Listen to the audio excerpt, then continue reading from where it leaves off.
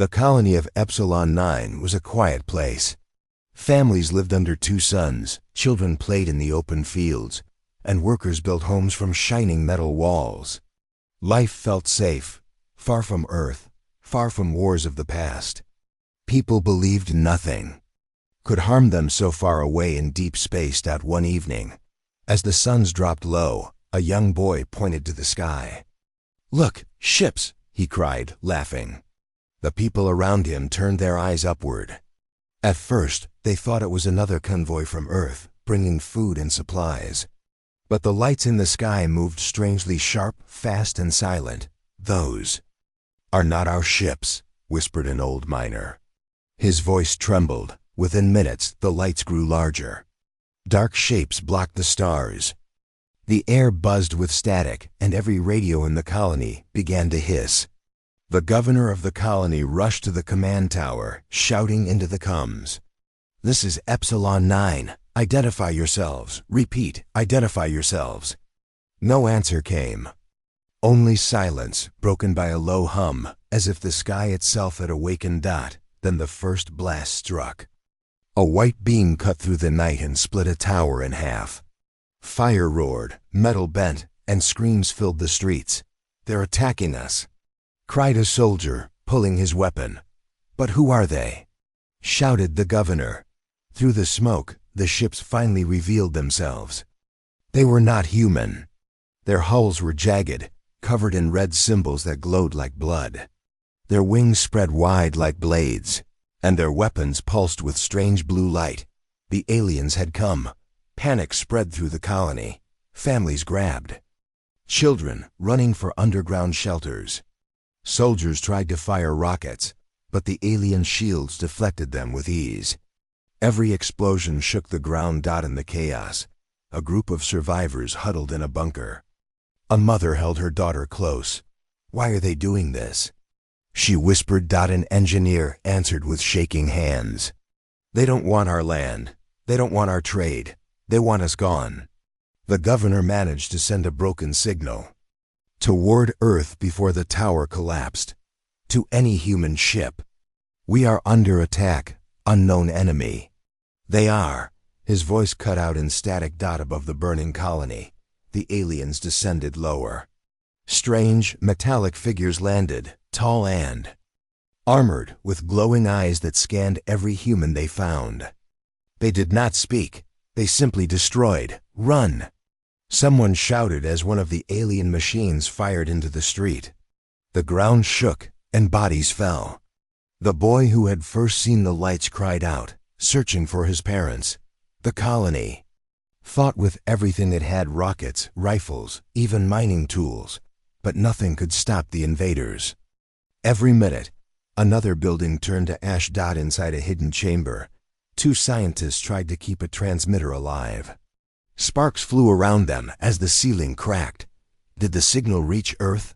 one asked. "I don't know," the other said, coughing. "But if it did, they'll know what happened here. And if it didn't, then we're already dead." A sudden blast tore through the chamber.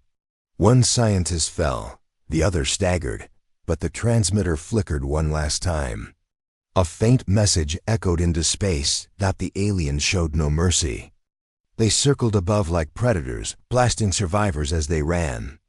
The ground itself seemed to bleed fire. By dawn, the colony of Epsilon 9 was silent. Smoke rose where homes had once stood. Ash covered the playground where children had laughed only yesterday. On the horizon, the alien fleet gathered again. Their ships aligned in perfect formation, cold and endless. Without a sound, they vanished into the stars, leaving only ruins. Behind, far away, aboard a patrol ship orbiting a distant moon, a human officer picked up a strange signal. He leaned closer, frowning as he played it back. "Under attack, unknown enemy." "They are." Static swallowed the rest. The officer stared at the screen. "Commander," he said, voice tight, "you need to hear this." The commander listened, his face turning pale. "Where did this come from?" "Epsilon 9 colony, sir. But the signal is weak. It may already be too late." The commander's hand tightened on the console. Send it to Earth Command, now. They must know what happened. Back on Earth, the message arrived hours later. Military leaders gathered in silence as the broken words played again and again. The room felt heavy, every officer frozen as the screams and static filled the speakers. Finally, one general spoke. So it begins. They are not only out there, they are coming for us. No one in the room argued. The colony was gone. Humanity had just met a new enemy, one that destroyed without warning, without mercy. And as the last fragments of the signal echoed, a single thought spread across the room. If Earth is next, we must be ready, or we will fall like Epsilon 9. The screen went black. The silence that followed was more terrifying than the screams. The message from Epsilon 9 arrived on Earth as broken static and half-heard screams. In a dark room deep inside Earth Command, officers leaned forward as the recording played again. Under attack, unknown enemy. They are, then silenced. No. One spoke. The room was filled with heavy breathing and the faint buzz of the speakers. General Marcus, a tall man with sharp eyes, broke the silence. That was no accident. A colony does not vanish like this. Someone did this. Something did this. Across the table, Admiral Reyes tapped her pen nervously. But who? Pirates don't have that kind of power. And we've had peace for decades. No known species has ever attacked us before. Then it must be an unknown, Marcus replied. An enemy we have never met. The words made the room colder. Technicians replayed the signal again, slowing it down, cleaning the static. For a moment, a strange sound echoed deep, inhuman, like a growl mixed with metal. Everyone froze. What was that? Asked Reyes. Not human, whispered one of the technicians. Not human at all. The officers exchanged looks.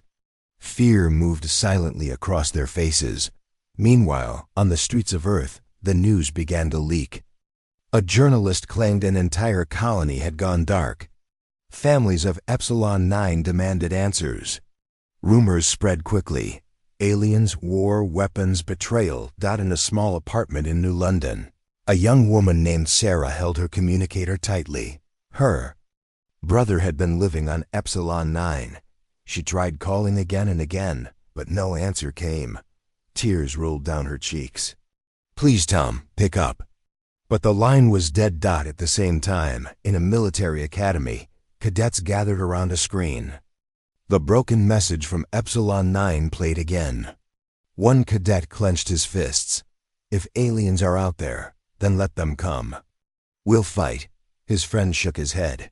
You don't understand. They destroyed a whole colony in one night. We're not ready for this. Back in Earth Command, the leaders argued. We cannot tell the public everything, one official said. If they hear the truth, panic will spread. But if we hide it, we risk being unprepared, Marcus snapped. Every second we waste. They get stronger. We need defenses. We need ships. Reyes leaned forward. You're suggesting war? Without even knowing who they are? Marcus stared at her. They killed thousands of our people. That is all I need to know. For a long moment, no one spoke. The silence was broken by a young intelligence officer entering the room. He carried a small data pad, his face pale. We recovered fragments from the colony's last scans. He said, you should see this. The screen lit up with blurry images. Dark ships filled the sky of Epsilon 9. Their shapes were sharp, jagged, and unnatural, like weapons forged into living machines. Strange glowing symbols ran across their hulls. The room fell silent again. Reyes whispered, so it's true. They are not human. Marcus clenched his jaw. And they are not peaceful. Outside the command centers, fear began to shape the world. Markets fell. People stocked food, and government started quiet evacuations from nearby colonies. In a calf, two old men argued. This is just another government trick, one said bitterly. They want to control us with fear. But the other shook his head. No, I fought in the old wars. I know the sound of real fear. Look at their faces on the news. They're hiding something worse than we imagine. In the skies above Earth, warships began silent preparations. Massive shipyards lit up at night as engineers worked without rest. Families watched as fathers, mothers, and children joined the military, signing up for defense duty. Still, questions haunted every home. Who? Were these aliens? Why had they attacked? And when would they return? Late one night, Marcus stood alone in the strategy chamber, staring at the stars on the big screen. His aide entered quietly. "Sir, should we prepare for negotiations?" Marcus shook his head. "You don't negotiate with killers who burn children alive." "We prepare for war," the aide swallowed hard.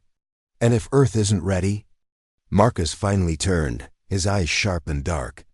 "Then we make Earth ready, no matter the cost." At that very moment, millions of miles away, deep in space, another human scout ship picked up strange signals. The crew huddled around their radar, listening. A low hum filled the speakers, steady, powerful, growing louder. "Captain," said one of the crew, "they're out there."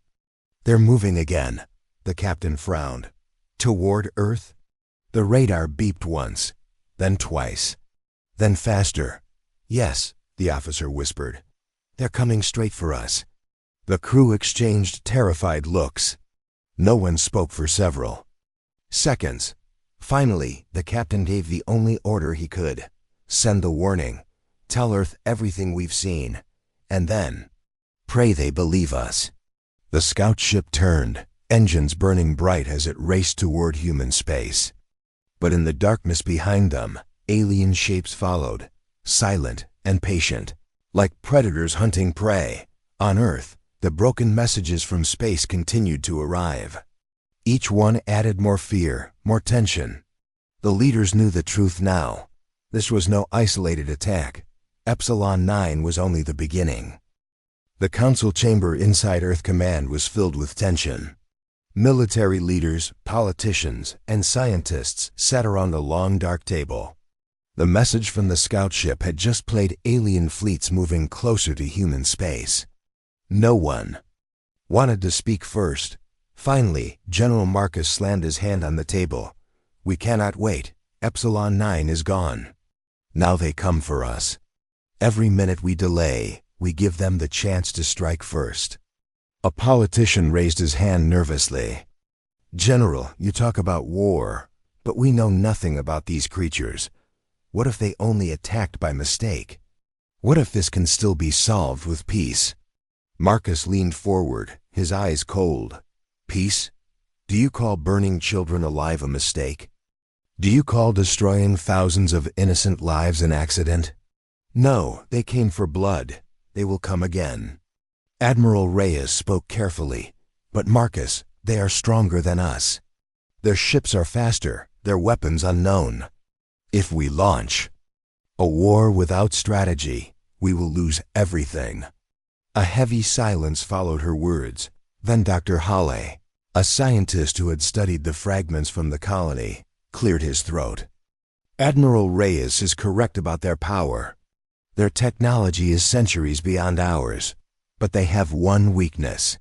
Everyone turned to him. "They underestimate us," Hale said. "They see us as weak, divided. But if Earth unites, if every nation, every shipyard, every soldier joins together, then perhaps we can fight back. Perhaps we can win." Marcus nodded slowly. "Exactly. Unity is our weapon." The politician laughed bitterly. "You speak of unity, but Earth has not been united in 100 years. Do you really believe people will put aside greed in politics now?" Marcus stood. His voice rose like thunder. "They will, because if they don't, we all die."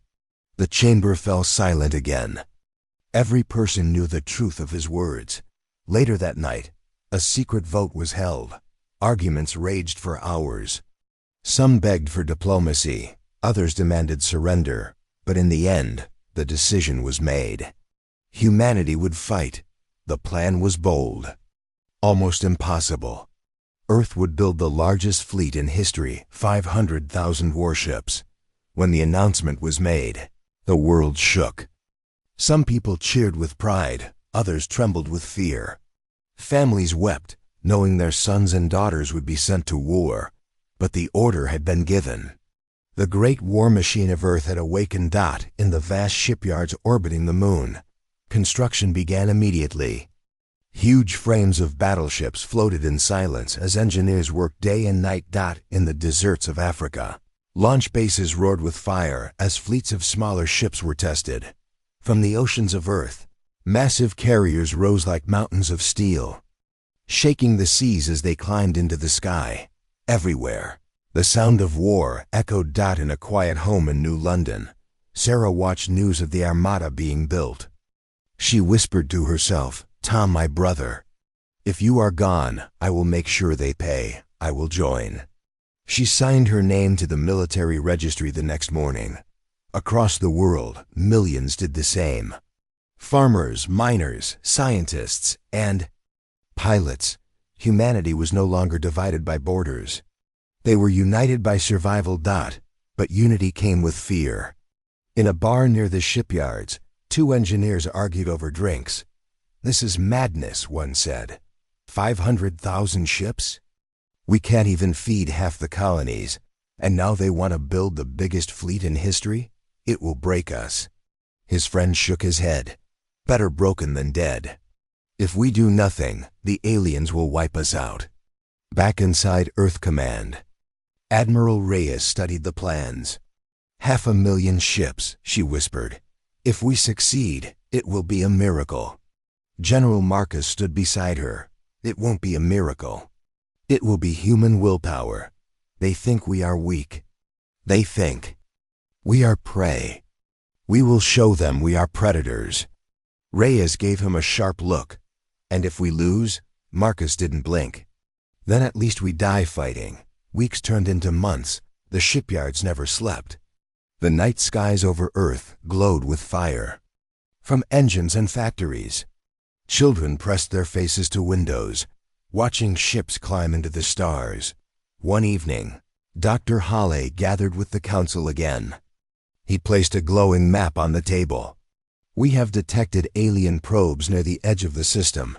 They are watching us. They know we are preparing." Marcus clenched his fists. "Good. Let them see. Let them know what waits for them." But Reyes frowned. "Or perhaps they are only waiting for the right moment to strike. What if they attack before our fleet is ready?" A heavy silence filled the room. Marcus finally spoke. "Then we hold them off, whatever it takes. Every ship, every weapon, every soldier. Humanity will not fall." Outside, the fleet continued to grow. Hundreds of thousands of warships floated like stars in the darkness. Their engines hummed, their cannons gleamed. For the first time in history, humanity stood as one. But deep in the shadows of space, far beyond human eyes, the alien armada moved too. Silent, cold, endless. Neither side knew the other's full strength. But both knew one truth: war was coming, and when it arrived, the galaxy would burn. The skies above Earth were no longer dark.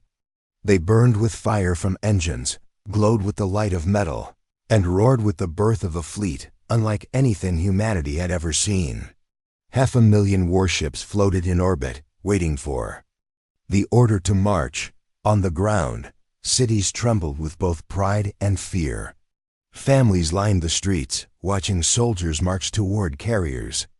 Children waved small flags, some smiling, some crying, not knowing if they would ever see their parents again. In the crowd, Sarah clutched her mother's hand tightly.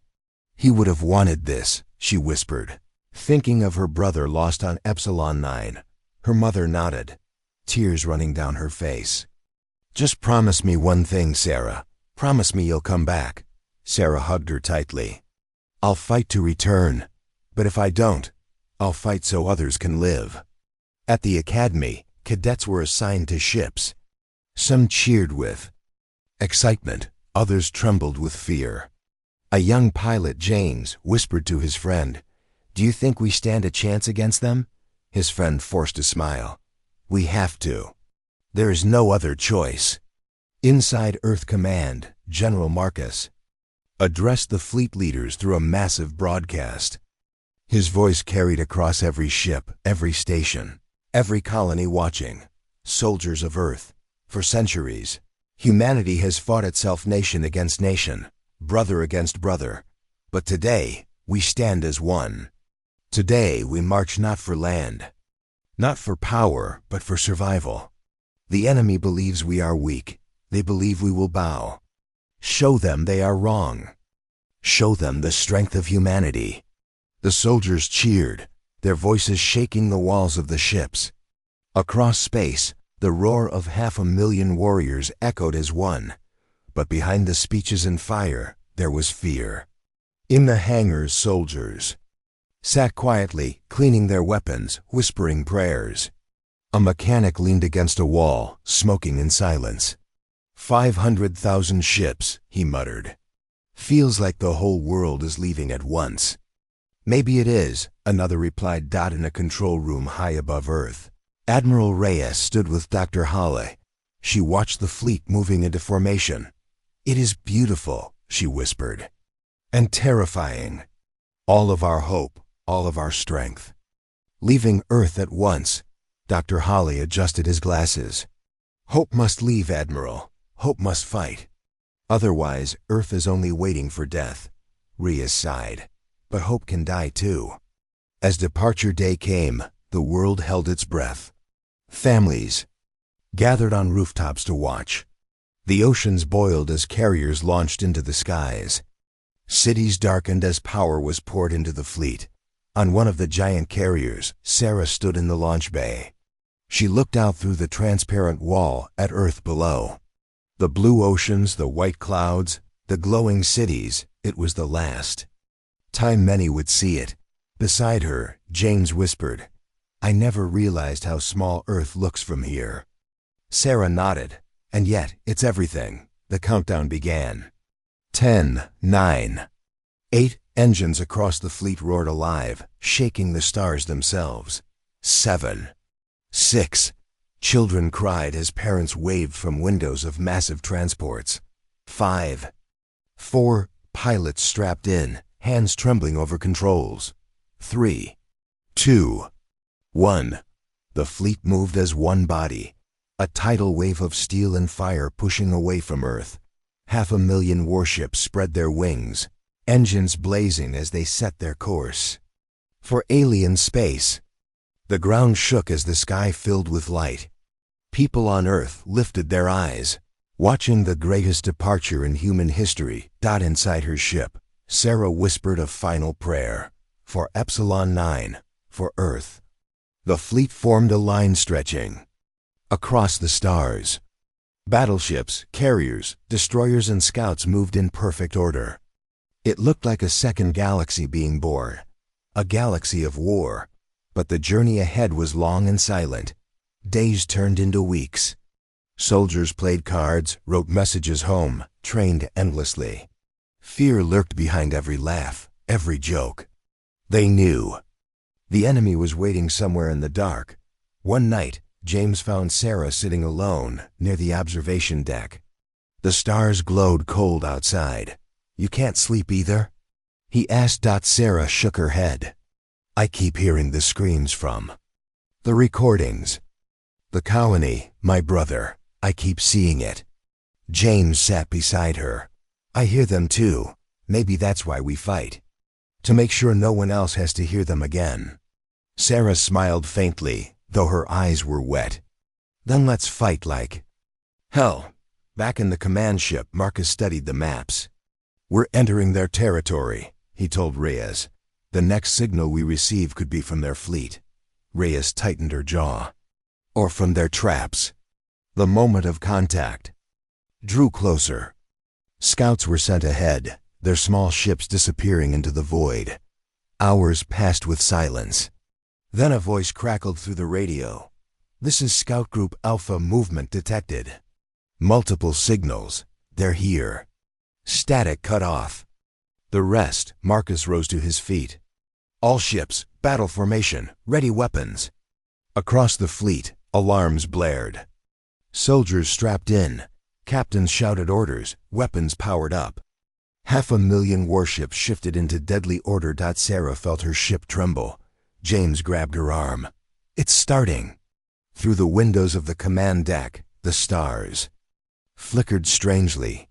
Then shapes emerged from the dark. Dozens, hundreds, thousands. The alien fleet had arrived. Their ships were vast and jagged, their lights burning like fire. They stretched across space like a wall of blades. And unlike before, they did not hesitate.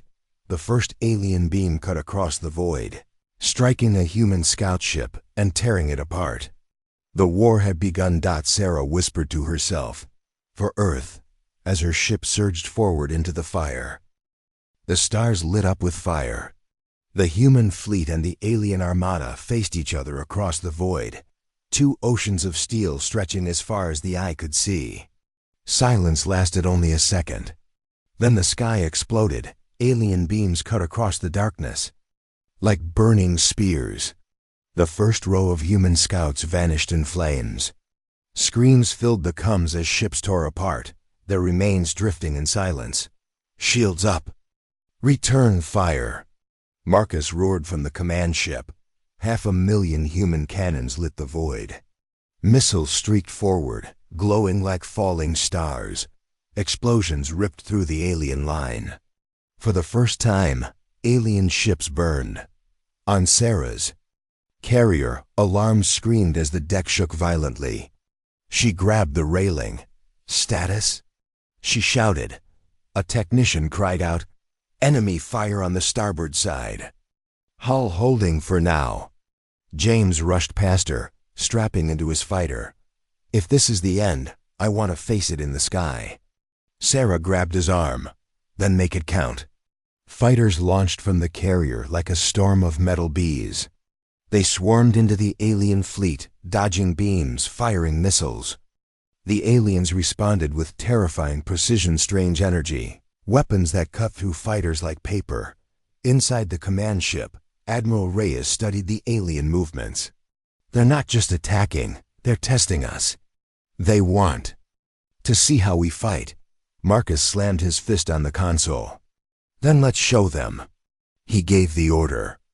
Entire divisions of battleships surged forward, engines burning bright. Massive cannons fired in unison, hammering a giant alien cruiser. The cruiser's shield cracked, shattered, and the ship exploded in a wave of blue fire. Cheers erupted across the human fleet. For the first time, they had destroyed one of the enemy's great ships, but the joy was short-lived. From the alien formation, colossal vessels moved forward bigger than any human battleship, their hulls glowing like molten rock. They opened fire, beams slicing through entire squadrons. 3 human carriers were cut apart in seconds. Thousands died before they could even scream. On Sarah's ship, the floor shook so violently she was thrown to the ground. Sparks rained. From the ceiling, "Damage report." She shouted. A voice answered through static. "We've lost the lower decks. Fire's spreading." James's voice crackled in her earpiece. "Sarah, I'm out here. It's chaos. We're losing too many." Her heart raced. "Then hold the line. Just hold." Back in the command center, Reyes whispered, "We can't win like this. We'll be crushed." Marcus's face was grim. "Then we bleed them. Every ship we lose, we take 2 of theirs. Make them fear us." The order spread. Human ships pushed forward with reckless courage. They rammed alien cruisers, detonated reactors at close range, and sacrificed themselves to break enemy lines. Explosions lit the void in every direction. Sarah's carrier launched wave after wave of fighters, even as it burned. James's squadron dove through enemy fire, striking a massive alien destroyer. Missiles slammed into its core, tearing it apart. James's ship shook from the blast, alarms screaming. "James, are you alive?" Sarah cried. His voice came back, strained but steady. "Still here, barely." The battle dragged on for hours. Human numbers gave them strength, but alien weapons tore through them mercilessly. Both sides lost thousands of ships. The stars themselves seemed to vanish behind smoke and fire. Then came the moment no one expected.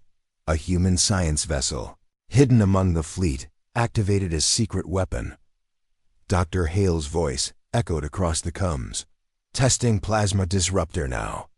A beam of white fire shot from the vessel, slamming into an alien cruiser. The alien shields collapsed instantly. The ship shattered into fragments. Gasps filled the human channels. The weapon worked. Marcus shouted, "All fleets, protect the science vessel. That weapon is our key." But the aliens noticed too. Their ships swarmed toward the science vessel like predators. Human ships rushed to block them, sacrificing themselves to hold the line. Sarah's carrier turned sharply, engines straining. "We're going to cover it." Her captain roared. Sarah ran to her station, gripping controls. Outside, James and his squadron dove straight into the alien swarm, firing wildly, buying every second they could. The science vessel fired again. Another alien cruiser fell, then another. Hope spread like fire across the human fleet, but victory had a price. James's voice suddenly cut in, full of static. "Sarah, my ship's hit. I can't." "James, no!" She screamed, but the line went silent. Her heart froze, but the battle raged on. She wiped her tears, her voice breaking. "For James, for everyone." The science vessel fired one last time, blasting apart a massive alien flagship. The explosion was so bright it lit the battlefield like a new sun. The aliens faltered, their lines breaking. For the first time they began to retreat. Cheers and sobs filled the human comms. Survivors screamed in triumph. "They're running! They're actually running!" But Marcus's voice cut through, steady and dark. "Do not celebrate yet. This was only their first wave.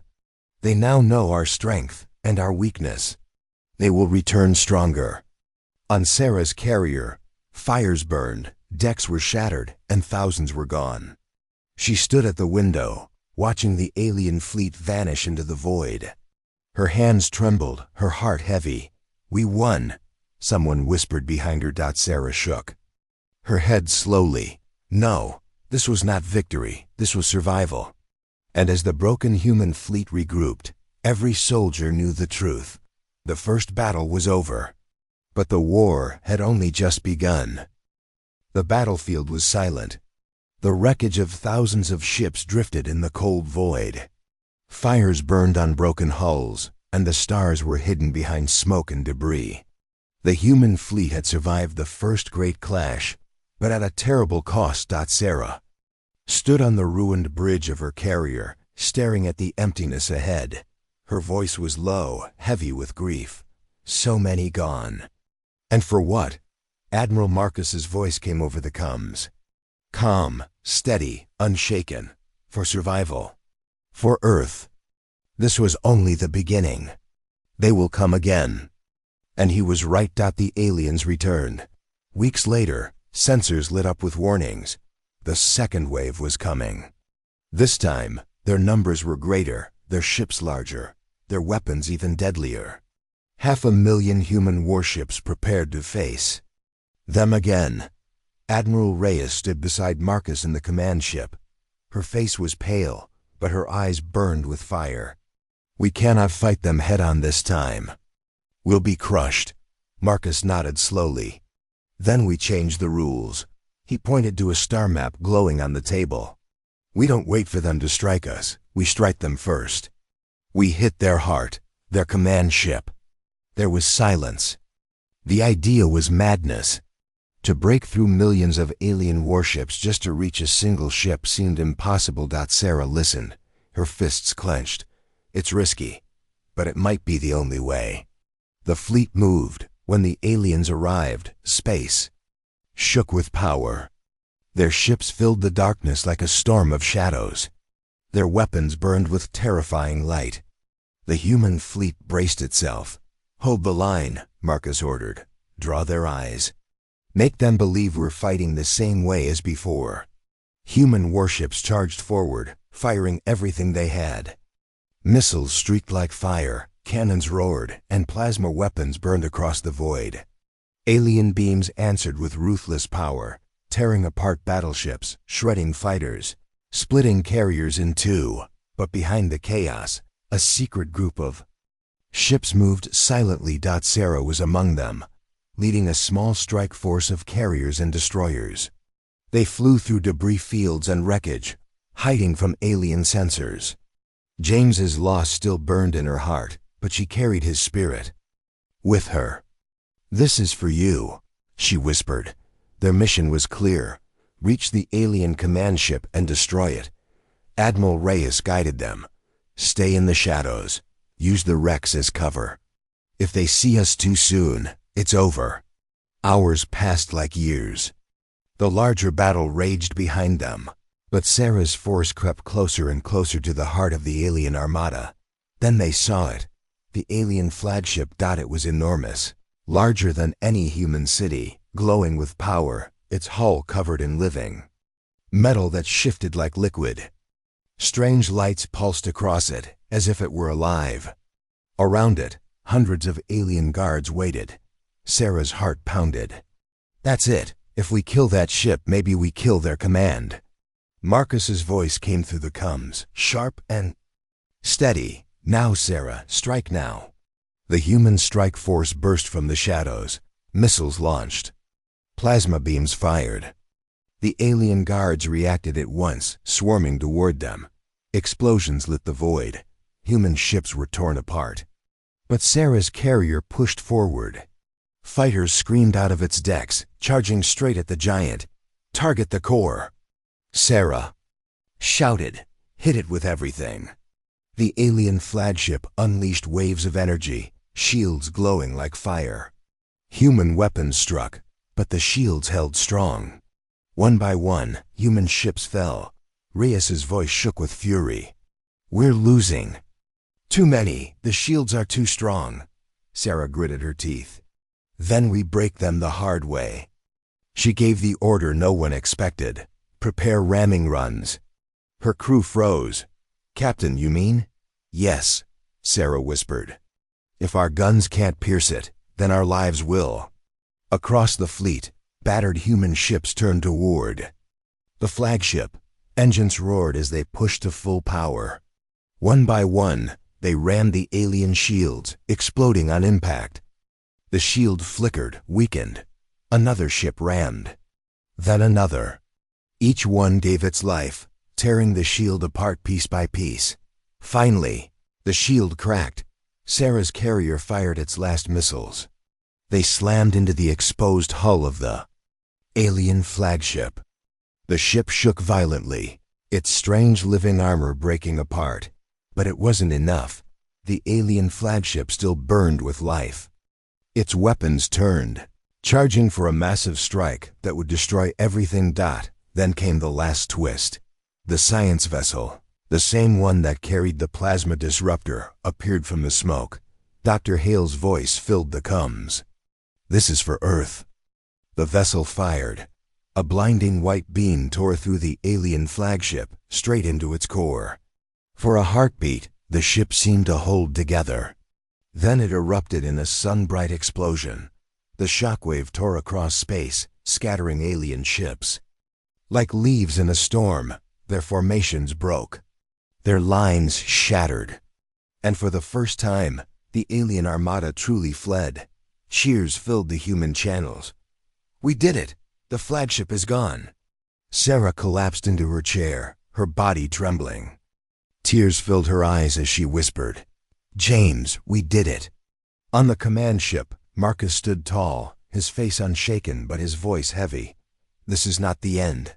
They will come again. But now they know Earth will not kneel. We will fight. We will endure. And one day, we will win." The human fleet, though broken and scarred, gathered together. They had faced the greatest armada the galaxy had ever seen and survived. In the silence after battle, with wrecks floating like ghosts and stars shining once more, every soldier knew the truth. Earth was not weak. Humanity was not broken. And the war for survival had only just begun.